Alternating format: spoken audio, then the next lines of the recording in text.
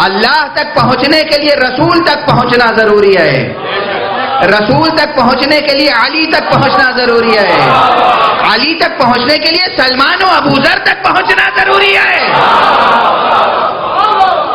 نظام ہے ولایت کا نظام، ولایت کی حقیقت منحصر ہے ذات احدی میں، انما ولیکم اللہ ورسولہ، اللہ کی ذات میں ولایت منحصر ہے، اللہ ہے ولی، اور اس کے بعد وہ ولی ہے جسے اللہ ولی بنائے۔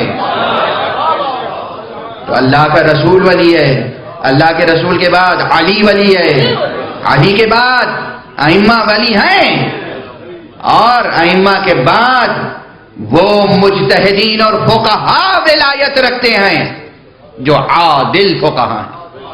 عادل یعنی امانت دار، عادل یعنی وفادار، مجتہدین فقہاء، مجتہد جامع الشرائع، ان کی تقلید کے بغیر آپ آگے نہیں بڑھ سکتے۔ آپ کہتے ہیں تقلید بیعت ہے، نہیں، بے معرفتی ہے آپ کی۔ مجتہد کی تقلید ہوتی ہے، بیعت نہیں ہوتی۔ امام کی بیعت ہوتی ہے، تقلید نہیں ہوتی۔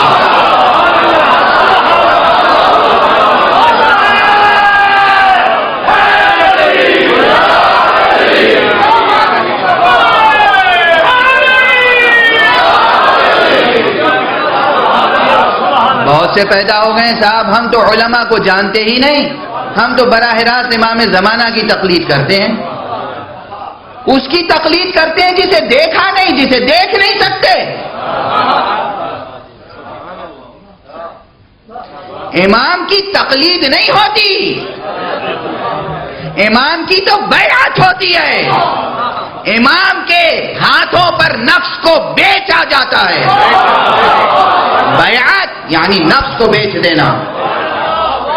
مجتہد کی تقلید ہوتی ہے، بیعت نہیں ہوتی، اس لیے کہ مجتہد معصوم نہیں ہوتا۔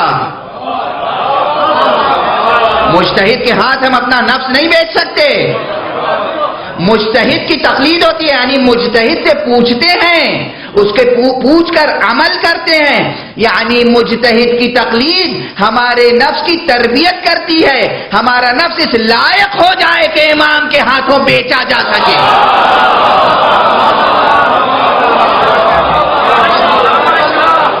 بس اب میں ایک روایت، اب تسلسل کلام میں جو بات ذہن میں آ گئی عرض کر رہا ہوں، جو کچھ ذہن میں تھا وہ تو موضوع سے، اب چونکہ بار بار سوالات آتے ہیں تو جواب بھی دینا میرے اوپر فرض ہے، اس لیے جواب دے رہا ہوں۔ دیکھیے شروع سے ایک سلسلہ رہا ہے۔ حضرت ابو ذر جب ایمان لائے تھے تو معلوم ہے کیسے ایمان لائے تھے، کیا نظام تھا۔ حضرت ابو ذر نے سنا، کسی بھی ذریعے سے سنا، کسی بھی وسیلے سے سنا کہ مکے میں ایک نبی نے نبوت کا اعلان کیا ہے۔ دل میں محبت پیدا ہو گئی، آئے مکے، مسجد الحرام میں آئے، خانہ کعبہ کے گرد دیکھا کچھ لوگ بیٹھے ہوئے اور نبی کا نعوذ باللہ مذاق اڑایا جا رہا ہے، تضحیک، استہزاء، اور ان کے خلاف منصوبے بن رہے ہیں۔ خاموش رہے، دیر تک بیٹھے رہے، پورا دن تقریباً گزر گیا۔ اس کے بعد دیکھا کہ کوئی آ رہا ہے وجیح و شکیل،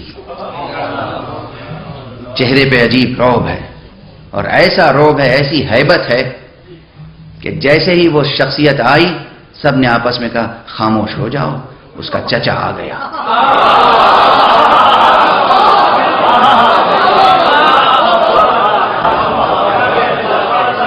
چپ ہو جاؤ، خاموش ہو جاؤ، اس کا چچا آ گیا۔ کیا شجاعت تھی ابو طالب کی۔ اور حضرت ابو ذر نے دیکھا یہ منظر کہ جب تک نہیں تھے، ایک فرد نہیں تھا، پورا مکہ برائیاں کر رہا تھا، ایک ابو طالب آ گئے، سب پہ سکوت طاری ہو گیا۔ حضرت ابو طالب تشریف لائے، کچھ دیر بیٹھے، اور جتنی دیر بیٹھے رہے کسی کی ہمت نہیں ہوئی کہ کوئی اس موضوع پہ گفتگو کرتا۔ اس کے بعد جب اٹھ کے جانے لگے تو ابو ذر ان کے پیچھے پیچھے ہو لیے۔ حضرت ابو طالب نے کعبے کا طواف کیا اور جب آگے بڑھے تو دیکھا ایک شخص میرے پیچھے آ رہا ہے، تو رکے، کہا کوئی حاجت ہے؟ کہا ہاں۔ کیا حاجت ہے؟ کہا مجھے نبی سے ملنا ہے۔ سنیے گا، کہا ٹھہرو، کل یہیں ملنا۔ چلے گئے۔ دوسرے دن حضرت ابوذر نے انتظار کیا، اور وہی منظر، صبح سے سب پیغمبر کے خلاف باتیں ہوتی رہیں، اور جیسے ہی ابو طالب کو آتے ہوئے دیکھا سب خاموش ہو گئے۔ حضرت ابو طالب تشریف لائے، بیٹھے، اس کے بعد جب اٹھ کے جانے لگے پھر ابوذر پیچھے پیچھے چلے، پھر اسی انداز سے پوچھا کوئی حاجت ہے؟ کہا ہاں۔ کہا کیا حاجت ہے؟ کہا وہ نبی۔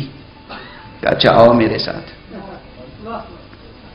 اپنے ساتھ لے کے چلے اور جا کے ایک گھر میں چھوڑ دیا۔ حضرت ابوذر کہتے ہیں وہاں حمزہ سے ملاقات ہوئی۔ حضرت حمزہ نے کہا کہ کوئی حاجت ہے؟ کہا ہاں۔ کہا کیا حاجت ہے؟ کہا نبی سے ملنا ہے۔ کہا نبی کا جو پیغام ہے اس پہ ایمان لائے ہو؟ لاؤ گے؟ تصدیق کرو گے؟ کہا بے شک میں تصدیق کے لیے آیا ہوں۔ کہا اچھا ٹھہرو۔ حضرت حمزہ نے انہیں ایک اور گھر میں لے جا کے پہنچایا۔ انہوں نے پوچھا تم کون ہو؟ کہاں سے آئے ہو؟ کیا حاجت ہے؟ کہا نبی سے ملنا ہے، یہ حضرت جعفر ہیں۔ سیکیورٹی کا نظام دیکھ رہے ہیں؟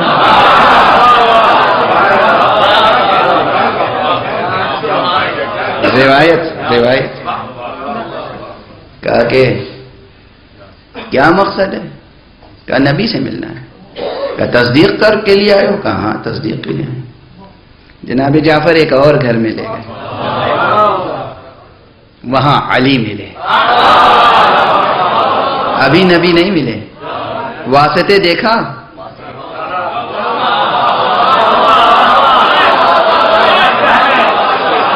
واسطے دیکھا، وسیلے دیکھا، ابو طالب، حمزہ، جعفر، علی، پھر مصطفیٰ۔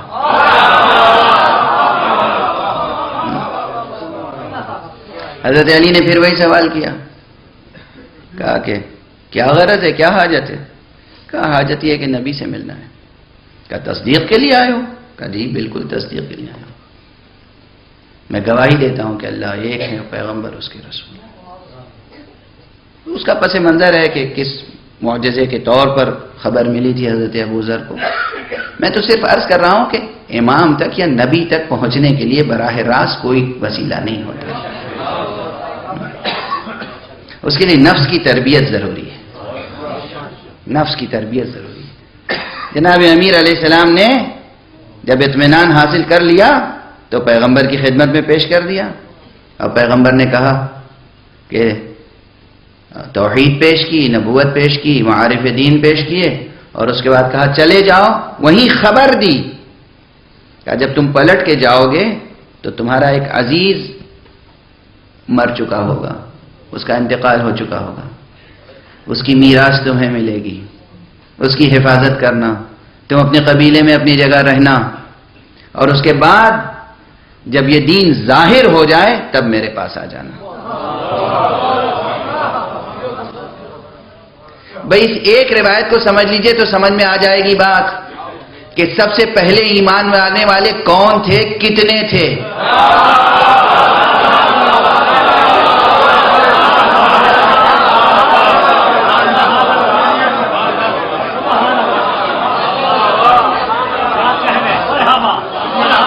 کون تھے، کتنے تھے، کیا نظام تھا، حضور کی کیا سیکیورٹی تھی جب تک حضرت ابو طالب زندہ رہے۔ یوں ہی تھوڑی حضرت ابو طالب کے عمل کو خدا نے اپنا عمل قرار دیا ہے۔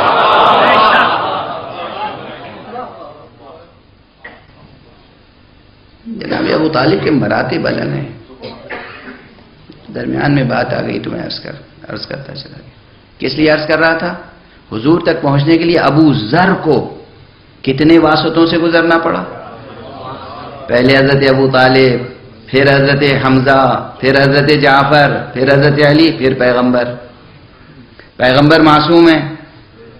علی معصوم ہے، جعفر تو معصوم نہیں ہے، حمزہ تو معصوم نہیں ہے. حمزہ و جعفر کی تقلید کیے بغیر مصطفیٰ کی بیعت نہیں ہو سکتی.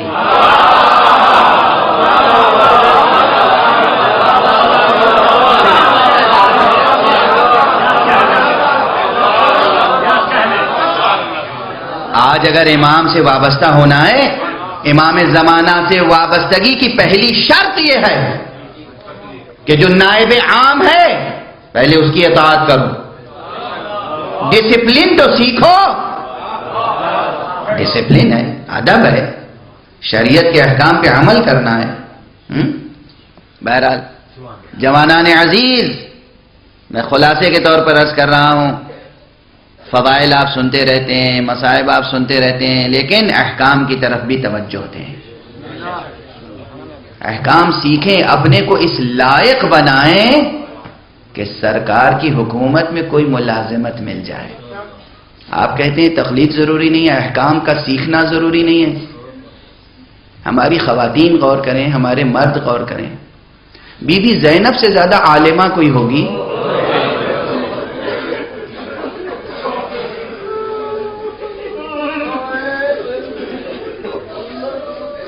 بی بی زینب سے زیادہ عالمہ کوئی ہوگی؟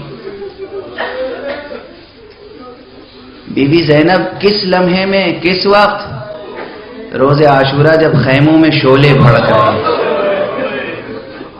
دشمنوں نے خیموں میں آگ لگا دی، شعلے بھڑک رہے ہیں. ایک خیمے سے بیویاں دوسرے خیمے میں جاتی ہیں، دوسرے خیمے سے تیسرے خیمے میں جاتی ہیں، تیسرے خیمے سے چوتھے خیمے میں جاتی ہیں، یہاں تک کہ سب بیویاں اس خیمے میں اکٹھا ہو گئیں جہاں سید سجاد تھے.